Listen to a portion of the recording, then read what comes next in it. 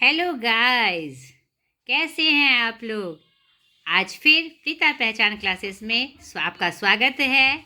और ये आपको मैं बहुत जल्दबाजी थी मुझे आपका वीडियो डालने की, लेकिन मैं टाइम पे आपका वीडियो डाल सकूं इसके लिए मैं प्रयासरत थी।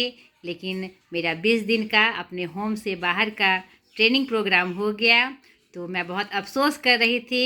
लेकिन फिर भी मेरे दिल में था कि किसी तरह मैं आपके वीडियो डाल दूं और आपके सहयोगी बन जाऊं, क्योंकि मैंने 9 यूनिट का डाल दिया था और 1 यूनिट मेरा गड़बड़ा रहा था। तो मैंने कोशिश की कि किसी तरह आप तक पहुंच जाए, तो मैंने पेपर पर ही ये वीडियो तैयार किया। तो आशा करती हूँ ये आपके लिए बहुत सहायक होगा।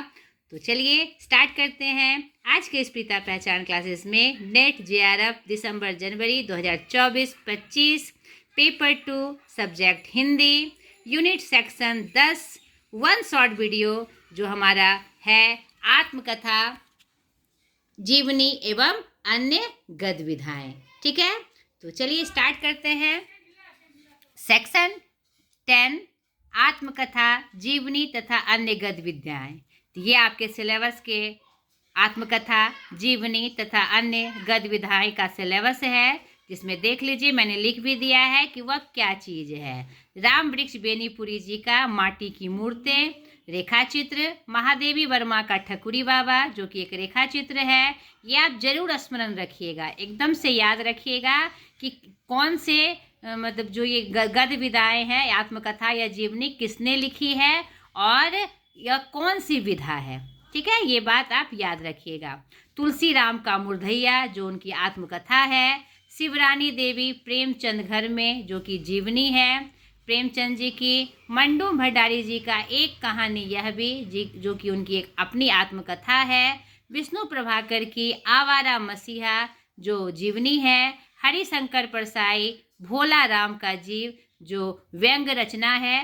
ठीक है, हरिवंश राय बच्चन जी की क्या भूलूं क्या याद करूं जो कि उनकी अपनी आत्मकथा है। अज्ञे जी की अरे ययावर याद रहेगा यात्रा वृत्तांत। और रमनिका गुप्ता की अपहुदरी एक जिद्दी लड़की की आत्मकथा। ठीक है, तो ये आपके सिलेबस के पार्ट्स थे। अब चलिए एक एक करके हम उसका परिचय जान लें और जो वन शॉर्ट वीडियो में आप देख लें उससे जुड़ी हुई सारी महत्वपूर्ण बातें, सारे की पॉइंट्स जो आपके ये जो सामने कमिंग एग्ज़ाम है वो आपके लिए बहुत ही महत्वपूर्ण हो। चलिए स्टार्ट करते हैं। पहला माटी की मूर्तें रेखाचित्र जो 1946 में प्रकाशित हुआ था राम वृक्ष बेनीपुरी द्वारा। यहाँ पर आप ध्यान से देखिए, मैं जल्दी जल्दी में आपका ये वीडियो बनाऊंगी। और इनका जन्म 23 दिसंबर 1898 और निधन 7 सितंबर 1968 को हुआ था। और इनका जो गांव था बेनीपुर गांव जो मुजफ्फरपुर में पड़ता है, इसी से इन्हें राम वृक्ष बेनीपुरी कहा जाने लगा।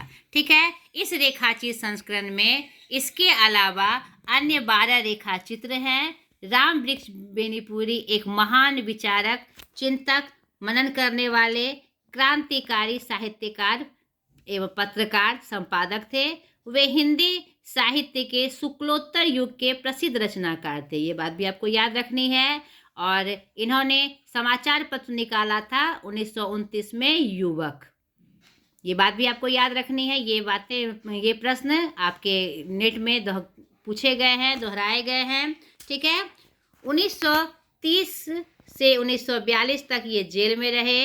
असहयोग आंदोलन में सशक्त प्रतिभागी ये थे। 1942 में अगस्त क्रांति आंदोलन में भी वे हजारों बार जेल गए। उनकी जो रचनाएं हैं, जो कृतियां हैं, बहुत सारी कारावास की भी कृतियां हैं। और ग्रामीण जीवन, और यह जो उनका प्रिय पाठ है माटी की मूर्तें, वह ग्रामीण जीवन के उन अविस्मरणीय यादें हैं, चर्चा है, और वह जीवंत चर्चा है। ऐसा प्रतीत होता है कि गांव का पूरा उन्होंने जो चित्रण है रेखा चित्र के माध्यम से स्पष्ट कर दिया है। ठीक है, तो ये अपने आप में ये हिंदी साहित्य की एक बहुत सुंदर विधा है रेखा चित्र। और राम वृक्ष बेनीपुरी जी का यह माटी की मूर्ति जो गांव के जो लोग थे, संदर्भित लोग थे, उनके आस पड़ोस के, उनके रिश्तेदार, उनके चहेते, उनके मित्र, उनके संबंधी, जिनके साथ उन्होंने बचपन गुजारा, उसी का बहुत ही सुंदर और जीवंत चर्चा इसमें की गई है। ठीक है, अगला देखिए ठकुरी बाबा। यह भी क्या है, रेखा चित्र है महादेवी वर्मा जी का। स्मृति की रेखाएं 1945 शीर्षक संकलन से ली गई, जिसमें विषय के रूप में इन्होंने ठकुरी बाबा जो व्यक्तित्व, जो कवि है कवि का जो असली स्थान है, इसमें ग्रामीण क्षेत्र के जो कवि थे, जिसका उन्होंने मतलब एक कवित्री मन ने उनको पढ़ा था कि कैसे एक कवि मन अपने जो उनका जो विधा होती है, उनका जो गुण होता है, उसको कैसे चरितार्थ करते हैं। तो यहाँ पर एक उनके ये आपका ये महादेवी वर्मा जी का रेखा चित्र उन्होंने खींचा है। यात्रा के क्रम में वह कहीं इधर उधर जाती रहती थी, हमेशा कहीं ना कहीं की यात्रा करती रहती थी। तो ये प्रसंग उन्होंने एक व्यक्तित्व थे ठकुरी बाबा, जो कि भजन मंडली में गीत गाते थे, कविताएं करते थे, उन्हीं का चित्रांकन उन्होंने यहाँ पर किया है। ठीक है, यानी यहाँ पर उन्होंने यह भी स्पष्ट किया है कवि का असली स्थान काव्य आनंद की प्राप्ति है। ठीक है, तो ठकुरी बाबा जब गाते थे तो उनका जो स्वरूप था, मतलब कि साधारण से एकदम विशिष्ट हो जाता था। उनके काव्य आनंद की जो प्राप्ति थी, वह काव्य का जो रूप था, वह अपने आप में अनुपम था। और वह अनुपम था, इसीलिए कवित्री ने उन्हें अपने रेखाचित्र में स्थान दिया। ये देहाती कवि का जीवन का यहाँ पर चर्चा किया गया है। इसमें पात्र हैं भक्तिन, ठकुरी बाबा, बेला, ठकुरी बाबा की बेटी, वृद्धा ठकुराइन, काकी, काका, ठीक है, विधु, सहुआइन, ब्राह्मण दंपति आदि। तो अगर आपने ये पढ़ा होगा तो आपको अच्छे से इसका स्मरण हो जाएगा। ठीक है, इस तीसरा है मुर्धैया। प्रकाशन वर्ष 1 जनवरी 2010, तदभर पत्रिका में। ठीक है, अखिलेश जी जिसके संपादक थे, और मुर्धैया आत्मकथा के लेखक तुलसी राम जी हैं। इसके 7 शीर्षकों में, अध्यायों में क्या कर दिया, जो बांटा गया है, इसे 7 अध्यायों में बांटा गया। थोड़ा मैंने जल्दी में लिखा है, मैं अपनी हैंड राइटिंग कभी नहीं पहचान पाती हूँ। और इनका जो गांव धर्मपुर था, जो आजमगढ़ उत्तर प्रदेश में पड़ता था, वहाँ का दर्द इन्होंने इस आत्मकथा में समेटा है। इसमें खुद लिखते हैं कि इसमें मेरा दर्द, मेरे समाज का दर्द, मेरा पूरा जीवन मुर्दहिया, यानी मुर्दहिया किसे कहा जाता है, गांव का वह कोना जहां मुर्दे फूके जाते हैं, यानी जहां मरे हुए जानवरों के चमड़े उतारे जाते हैं। 2 स्थान में इसका परिचय प्राप्त होता है। और जो क्या कहते हैं यहाँ पर उतारे जाते हैं, वे चमार जाति के थे। ये तुलसी राम जी हमारे चमार जाति से चमार के थे। उस समय हमारे समाज में जो निम्न जाति के लोग थे, उनका जो जीवन शैली था, उनका जो जीवन की कठिनाइयाँ थी, बहुत ही मुश्किल थी। तो उसी का चित्रण उन्होंने इसमें किया है। ठीक है, अंधविश्वास का बोलबाला था, भूत पिशाच का बोलबाला था। इस कथा के माध्यम से भारतीय समाज में जो फैले अंधविश्वास है, उसका चित्रण उन्होंने किया है, और अपने अंधविश्वास की चर्चा उन्होंने इस आत्मकथा में की है। अगला पाठ है आपका प्रेमचंद घर में जीवनी, जो कि उनकी दूसरी पत्नी शिवरानी देवी ने लिखा है। ये प्रेमचंद की पत्नी हैं। इनमें बचपन से लेकर अंतिम दिनों तक एक खुद के जीवन का भी वर्णन, साथ में उन्होंने उनके साथ जीवन जिया था, तो खुद के जीवन का भी वर्णन उन्होंने किया था। जन्म 31 जुलाई 1880 शनिवार, यानी प्रेमचंद के बारे में लिख रहे हैं, बता रही हूँ मैं ये। पिता अजायब राय, माता आनंदी देवी। इसमें उनके जीवन की पूरी चर्चा की है, इसकी दिनचर्या की चर्चा की है।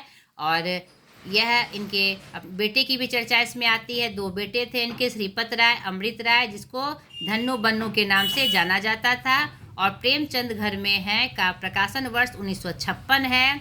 और इनका जो पहला उपन्यास था शिवरानी जी का, वह कृष्णा था, जो प्रयाग 1905 में छोटा सा उपन्यास है। दूसरा प्रेमा, जो विभव पत्रिका में प्रकाशित हुआ था। मर्यादा, हंस, जागरण आदि का इन्होंने संपादन किया था। अगला अगला पार्ट है आपका एक कहानी, यह भी मन्नू भंडारी जी का, और यह राधा प्रकाशन नई दिल्ली से पहला संस्करण इसका 2007 में प्रकाशित हुआ था। इसे यह कहानी मानती हैं, यह मेरे हृदय का टुकड़ा है जो मेरी लेखिया यात्रा पर आधारित है। यह मन्नू भंडारी जी खुद कहती हैं, पति राजेंद्र यादव के साथ का जो अनुभव है इन्होंने इसमें साझा किया है। और ये राजेंद्र यादव बहुत बड़े लेखक थे और इसमें उन्होंने उनका पूरा वर्णन यहाँ पर दिया है। और प्रमाण के साथ इसमें 2 रूप हैं, एक लिखने वाली मन्नू और एक जीने वाली मन्नू। ठीक है, दोनों 2 रूप में यहाँ पर वर्णित है। जैसे मेरे जीवन की कहानी थी मैंने वही लिखा है, थोड़ा भी बदलाव नहीं किया। ठीक है, और इसकी चर्चा इसमें की है।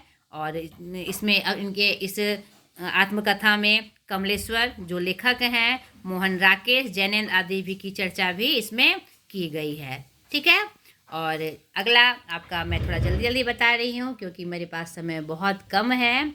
अगला आपका पाठ है अभी आवारा मसीहा, तो आप देख लीजिए। मैं जहाँ तक संभव हुआ मैं लेके आई।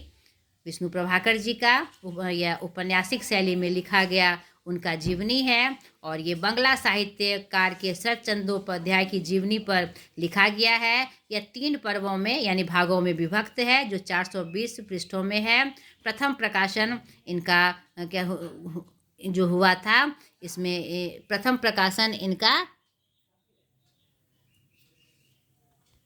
यानी 420 पृष्ठ का प्रथम प्रकाशन इसमें किया था।